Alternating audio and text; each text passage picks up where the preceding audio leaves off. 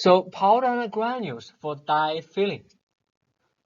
Sometimes we use fine powder, especially in the lab. We use fine powder, but fine powder, read to yourself. What is the issue to you? Poor flowability for industry production. I don't know whether you have the experience, but you may find for certain powder, you find even when you tilt it, the powder doesn't flow. When it moves in chunks, blocks, not exactly uniform slowly. That's kind of quite often the case, especially when you have so-called fine powders, micron or even submicron. Okay, something like this, 5 micron. This whole thing is 5 micron. This one bar is 0.5 micron. This one is 0.2 micron. For these, they don't really flow very well. Okay. On the other hand, in industry, people quite often use so-called granules. They get so-called granule by spray drying. Spray dryer, using a spray dryer. People get milk powder by spray drying, but you can use the same thing to get finer particle into larger particles. Okay, I'll be done. The size quite often you can get from 10 micron all the way to 400 micron.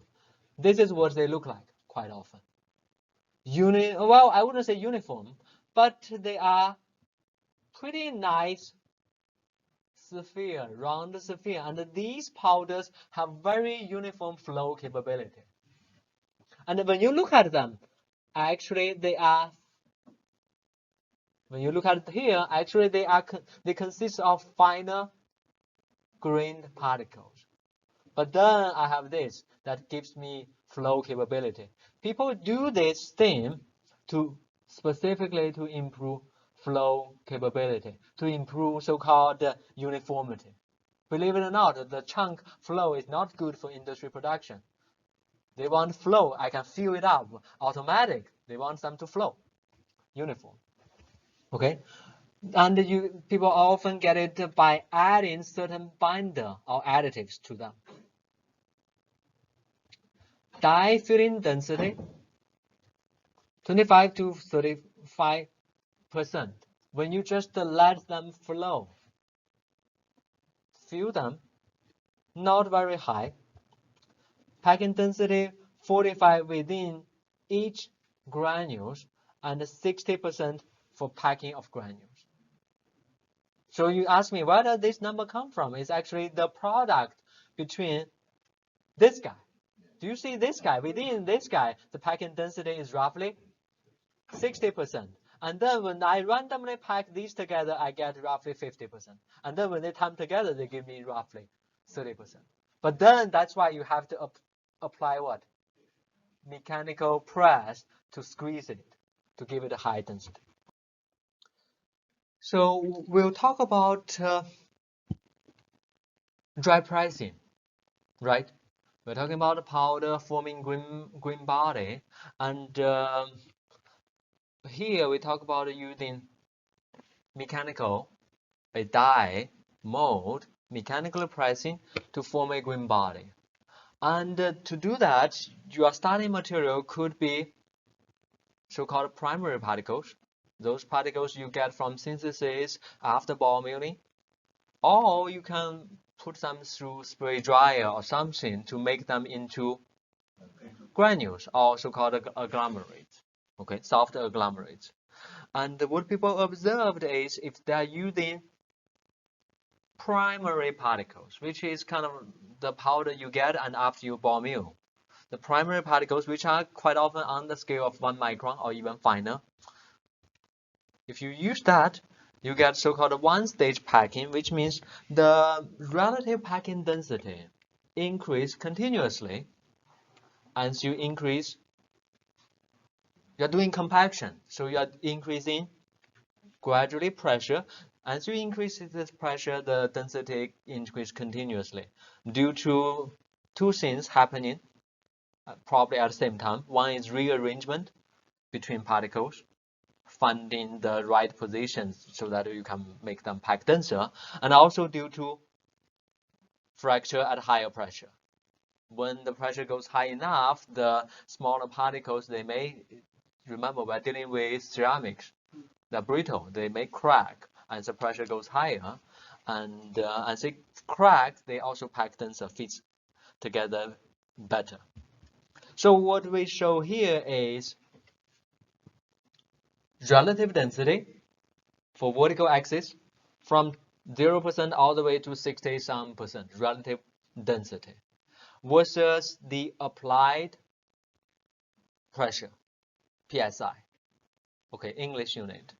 Okay, 15 PSI is roughly 1 atmosphere, roughly. That kind of conversion, roughly 15 PSI is roughly 1 atmosphere. Okay, so here, let's say we are talking about primary particles. So we are looking at the aluminum A, dBm, D for dry, B for ball, M for mill. dBm just means dry ball milled. We are looking at aluminum A, dBm, dry ball milled, or aluminum D, dry ball milled, or aluminum B, dry ball milled. All these three, you see they're kind of pretty much, as you step up the pressure, the relative density just increase. I wouldn't say linearly because the pressure is exponential, right? But kind of continuously. Make sense? As we plot, continuously increase. That's why we call it kind of quote unquote one stage. Okay? If we are using primary particles, the particles you got after you ball milled, break them down into roughly 1 micron on that scale. That doesn't have good flow capability, but if you compact, it increase from 30% when you just fill it all the way up to around 60%. Make sense? On the other hand, if we say we're not using primary particles, we are using the spray dried or some other mechanism form, so-called granules or agglomerates. What do? Essentially, you take smaller fine particles, you put them into a machine called spray dryer or some other similar machine, mix them with a little bit of solvent, dry them, and then quite often they form those we showed before, large so-called sphere. Large sphere, 10 micron, even 50 micron large sphere, that gives it so-called flow capability. It's not sintering, the particles are just loosely bound together. Okay, if we are using those, we would have so-called a two-stage compaction, which we are showing for this. Alumina C, aluminum oxide C, spray dried, or aluminum D uncalcined, which is also large. Uncalcined, which means you haven't ball milled it. It has larger chunks of aluminum. Make sense? Uncalcined, which is you haven't ball milled, the particles are granules, but they are large. Hard granules, they are large. For these, between these two, and we see the so-called kind of two-stage compaction, which means when the pressure is relatively low, right? 10 to the negative 2, when the pressure is relatively low, PSI or megapascal, both scale, the increase in density is not a lot, not a lot. And then it starts to increase dramatically. That's why we will call it a two-stage compaction. When the pressure is low, density increase very slowly. It does increase, but not a lot. Okay. What happens is reduction of the so-called larger voids by rearrangement of granules. So here, kind of like we are discounting the larger pores. Okay, just between the larger pores, that got squeezed. But in the other region, not much is happening. Not much is happening. And then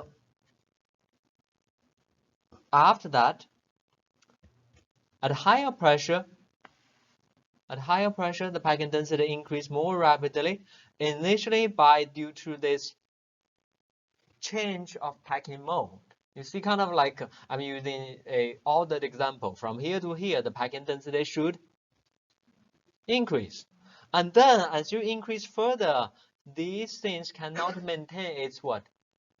Sphere shape. It's going to change, deform, and fragmentation from sphere into kind of more like a cube. You deform it, you crack it so that it packs denser. So kind of these happen in roughly here. These happening at even higher pressure. What is happening here is for these two, not much is going on, except for really large chunks are getting eliminated. For the rest, there's not much change. Okay.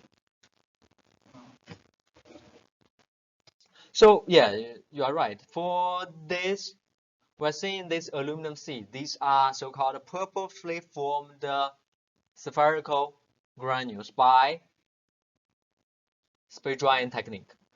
This is similar, not exact, but similar. It's calcined powder, which is after you just form it, large chunks.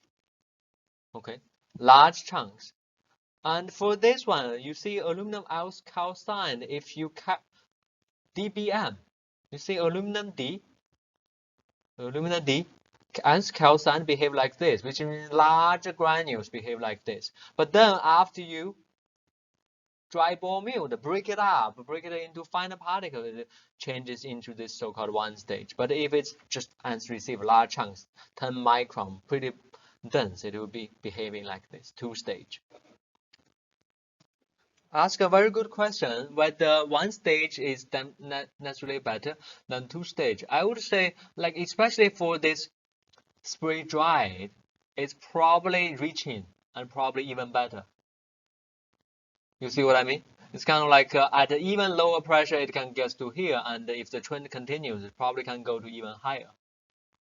But for this calcine, you cannot use it for your starting material.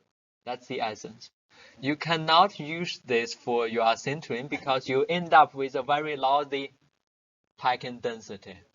You end up, when you go to extreme pressure, you end up stuck at 40%. Your sintering cannot make up for this 20% difference in packing. Which means if I'm using ans calcined aluminum oxide, no matter what I do, I cannot get a fully dense ceramic. That's the essence. You cannot use the ans received very rough powder. Because it don't pack as dense. We can't go for one. Okay. So this is roughly what we say about the packing. As we increase the pressure, density increases, but we are limited by our die material roughly to here. Our mechanical steel die cannot handle the pressure or stress higher than typically 200 megapascal. That's about it before we damage our tool, our die. That's why, okay, we said you prefer not to start with some material like this because it will, in your practical limit, not give you the density that you want. You want to start from close to upper 50s before you sinter. Okay?